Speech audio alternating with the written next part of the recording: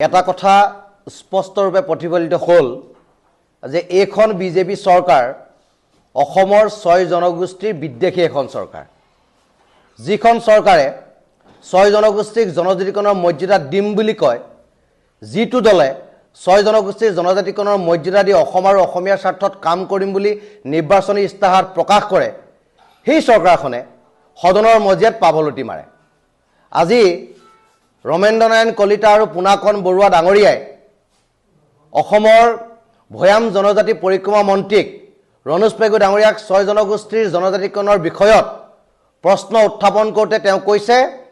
যে এই মুহূৰ্তলৈকে মন্ত্ৰী গোটৰ প্ৰতিবেদন কেন্দ্ৰীয় চৰকাৰৰ হাতত পৰা নাই মন্ত্ৰী গোটৰ প্ৰতিবেদন কেন্দ্ৰীয় চৰকাৰৰ হাতত পৰা নাই মানে কি যে চৰকাৰখনৰ 6 জনগোষ্ঠীৰ ৰাইজক ৰামঠগন দিছে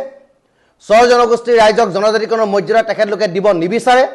আৰু 6 জনগোষ্ঠীৰ ৰাইজক জনজাতিকৰণৰ মৰ্যাদা দি অসম আৰু অসমীয়াক সুৰক্ষিত ভৱিষ্যতটো সুনিশ্চিত কৰিবৰ কাৰণে তেখেতলোকে প্ৰয়াস নকৰে অৰ্থাৎ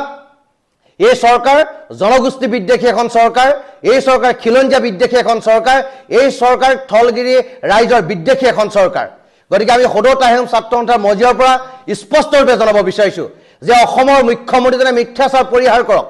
মিথ্যাচাৰ পৰিহাৰ কৰি অসম আৰু অসমীয়াকে কাম কৰক আৰু 6 জনগোষ্ঠীৰ জনজাতিকৰণৰ মৰ্যাদা দিম বুলি যিটো প্ৰতিশ্ৰুতি দিছিল সেই প্ৰতিশ্ৰুতি তেখেতে পূৰণ কৰক যদি তাকে নকৰে যে অনাগত 26ৰ যি নিৰ্বাচন আহি আছে মই সমগ্ৰ 6 জনগোষ্ঠীৰ ৰাইজক আমি আন্তৰিকতা অনুৰোধ জনাম যে এই অসম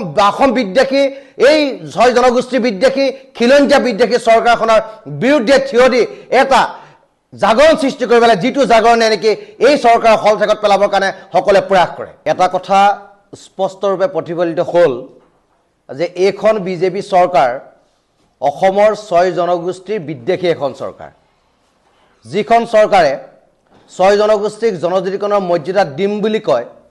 যিটো দলে 6 জনগোষ্ঠীৰ জনজাতিকৰণৰ মৰ্যাদা দি অসম আৰু অসমীয়াৰ স্বাৰ্থত কাম কৰিম বুলি নিৰ্বাচনী ইস্তাহাৰ প্ৰকাশ কৰে সেই চৰকাৰখনে সদনৰ মজিয়াত পাভলতি মাৰে আজি ৰমেন্দ্ৰ নাৰায়ণ কলিতা আৰু পুনাকন বৰুৱা ডাঙৰীয়াই অসমৰ ভয়াম জনজাতি পৰিক্ৰমা মন্ত্ৰীক ৰণোজ পেগু ডাঙৰীয়াক 6 জনগোষ্ঠীৰ জনজাতিকৰণৰ বিষয়ত প্ৰশ্ন উত্থাপন কৰোঁতে তেওঁ কৈছে যে এই মুহূৰ্তলৈকে মন্ত্ৰী গোটৰ প্ৰতিবেদন কেন্দ্ৰীয় চৰকাৰৰ হাতত পৰা নাই মন্ত্ৰী গোটৰ প্ৰতিবেদন কেন্দ্ৰীয় চৰকাৰৰ হাতত পৰা নাই মানে কি যে চৰকাৰখনৰ 6 জনগোষ্ঠীৰ ৰাইজক ৰামঠগন দিছে 6 জনগোষ্ঠীৰ ৰাইজক জনজাতিকৰণৰ মৰ্যাদা তেখেতলোকে দিব নিবিচাৰে আৰু 6 জনগোষ্ঠীৰ ৰাইজক জনজাতিকৰণৰ মৰ্যাদা দি অসম আৰু অসমীয়াক সুৰক্ষিত ভৱিষ্যতটো সুনিশ্চিত কৰিবৰ কাৰণে তেখেতলোকে প্ৰয়াস নকৰে অৰ্থাৎ এই চৰকাৰ জনগোষ্ঠী বিদ্বেষী এখন চৰকাৰ এই চৰকাৰ খিলঞ্জীয়া বিদ্বেষী এখন চৰকাৰ এই চৰকাৰ থলগিৰি ৰাইজৰ বিদ্বেষী এখন চৰকাৰ গতিকে আমি সদৌ তাহিম ছাত্ৰ সন্থাৰ মজিয়াৰ পৰা স্পষ্টৰূপে জনাব বিচাৰিছোঁ যে অসমৰ মুখ্যমন্ত্ৰীজনে মিথ্যাচাৰ পৰিহাৰ কৰক মিথ্যাচাৰ পৰিহাৰ কৰি অসম আৰু অসমীয়াকে কাম কৰক আৰু 6 জনগোষ্ঠীৰ জনজাতিকৰণৰ মৰ্যাদা দিম বুলি যিটো প্ৰতিশ্ৰুতি দিছিল সেই প্ৰতিশ্ৰুতি তেখেতে পূৰণ কৰক যদি তাকে নকৰে যে অনাগত 26ৰ যি নিৰ্বাচন আহি আছে মই সমগ্ৰ 6 জনগোষ্ঠীৰ ৰাইজক আমি আন্তৰিকতা অনুৰোধ জনাম যে এই অসম বিদ্বেষী এই 6 জনগোষ্ঠী বিদ্বেষী খিলঞ্জীয়া বিদ্বেষী চৰকাৰখনৰ বিৰুদ্ধে থিয় দি এটা